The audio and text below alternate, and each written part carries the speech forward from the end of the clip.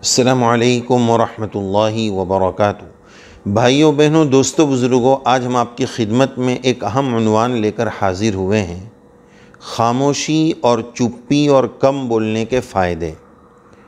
اس لیے کہ پہلے تو مشہور یہ تھا کہ پک پک اور بولتے رہنے کی عادت صرف خواتین اور لیڈیز ہی میں ہے اور وہ پیٹ کی ہلکی ہوتی ہے، لیکن اب یہ ایک عام مزاج اور عام نظام، کثرت کلام، بہت بات چیت کا یہ طرز عمل مردوں میں بھی آ رہا ہے۔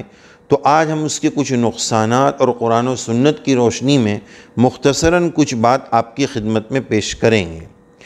پہلی بات یہ ہے کہ بہت زیادہ بولنے کے نقصانات بہت زیادہ ہے، جبکہ چپ رہنے کے نقصانات نہیں ہیں یا بہت کم ہیں۔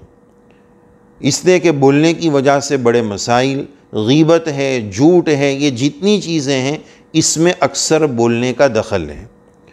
دوسری بات یہ کہ جب انسان بولتا ہے تو اس وقت وہ سن نہیں پاتا ہے، جبکہ سننے کی بھی بڑی اہمیت ہے۔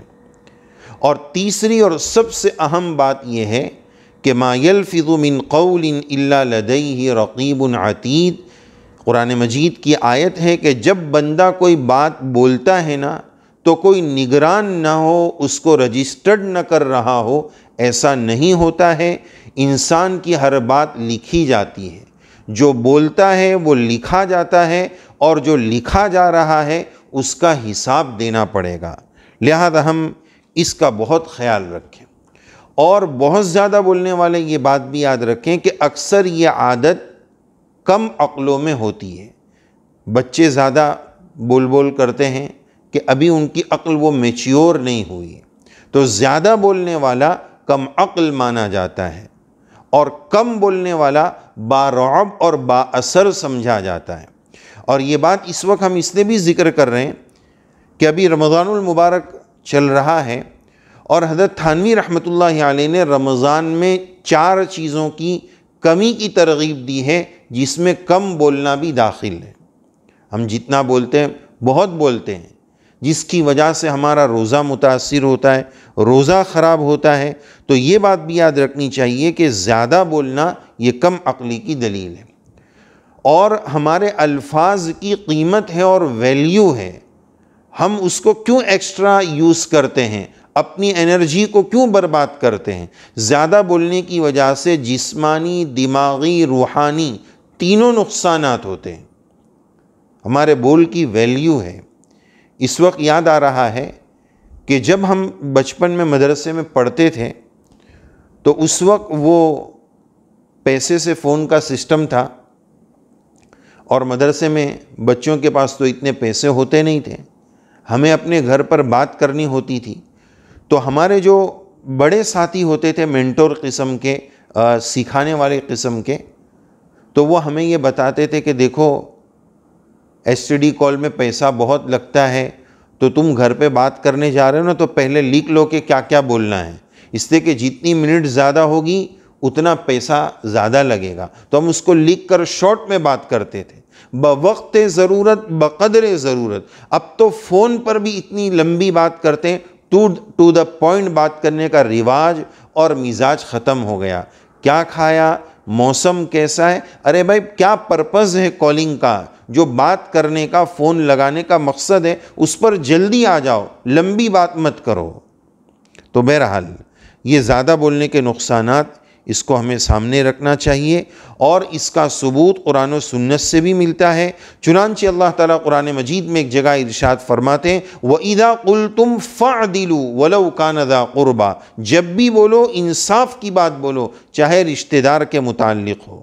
اور وہ مشہور آیت جس میں اللہ تعالیٰ نے فرمایا یا ایھا الذین آمنوا اتقوا اللہ وقولوا قولا سدیدا، سچی اور بھلی اور درست بات کہو۔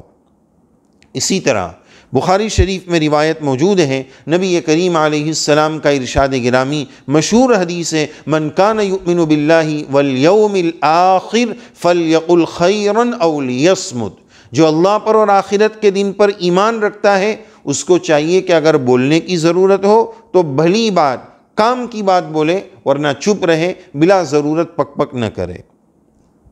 اسی طرح ایک اور حدیث ہے ابو سعید خدری رضی اللہ عنہ سے روایت مروی ہے، ترمذی شریف میں رسول اللہ صلی اللہ علیہ وسلم کے ارشاد عالی کا خلاصہ یہ کہ جب صبح ہوتی ہے ابن آدم پر تو ٹوٹل پارٹس آف باڈی خالہ جان زبان کے پاس جاتے ہیں کہ آپ ہمارا خیال رکھیے گا، اگر آپ سیدھے ہیں تو ہم سیدھے ہیں، آپ سے کوئی گڑبڑ ہوگی تو اس کا نقصان ہم سب کو اٹھانا پڑے گا۔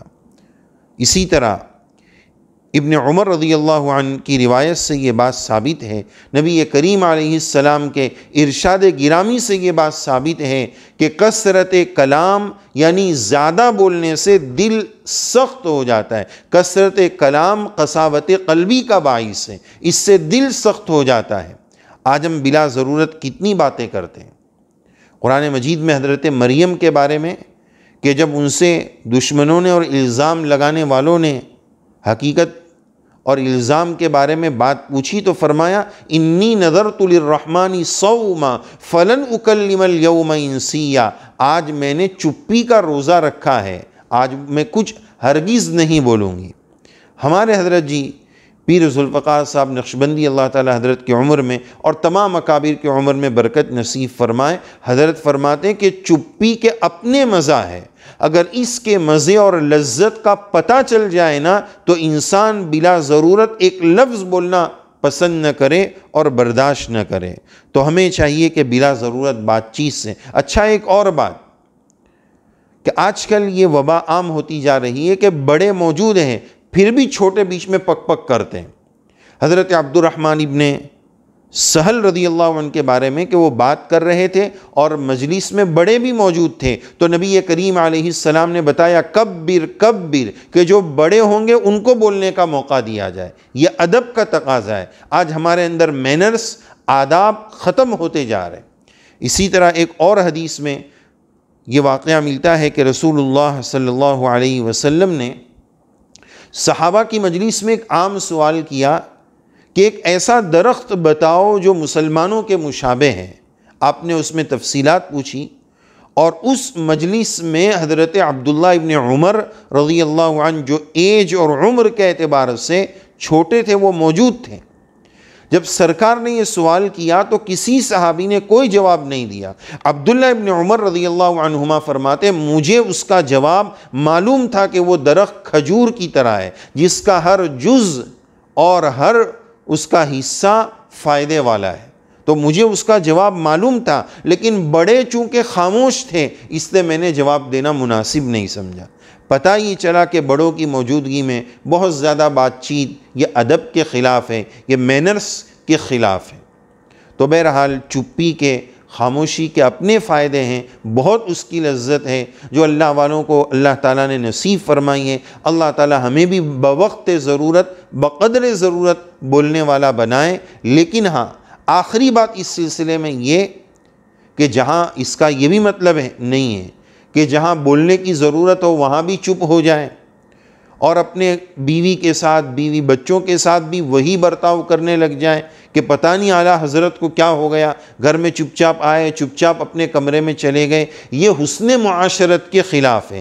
جہاں بولنا ہے، جتنا بولنا ہے، ان حدود کی رعایت کرنا ضروری ہے، ورنہ بعض لوگ اتنے اصولی بن جاتے ہیں کہ پھر وہ اصول ایک ہی ڈنڈی سے سب کو ہانکنے لگ جاتے ہیں۔ اپنے بیوی بچوں کے ساتھ بھی وہی اصول اپنانے لگ جاتے ہیں۔ وہاں مٹھاس کے ساتھ بات چیت کرنا، ان کی ضروریات کو سننا اور ان کے ساتھ اظہار ہمدردی اور احساس قربت دلانا یہ بھی ضروری ہے۔ تو یہ اصول ایک عام لائف کا ہے۔ گھر والوں کے ساتھ جو ہے حسن معاشرت کے اعتبار سے جتنی بات ہونی چاہیے اس کی بھی رعایت کریں۔ اللہ تعالی ہم سب کو مزاج شریعت سمجھ کر اس کے مطابق توفیق عمل سے نوازے۔ آمین یا رب العالمین۔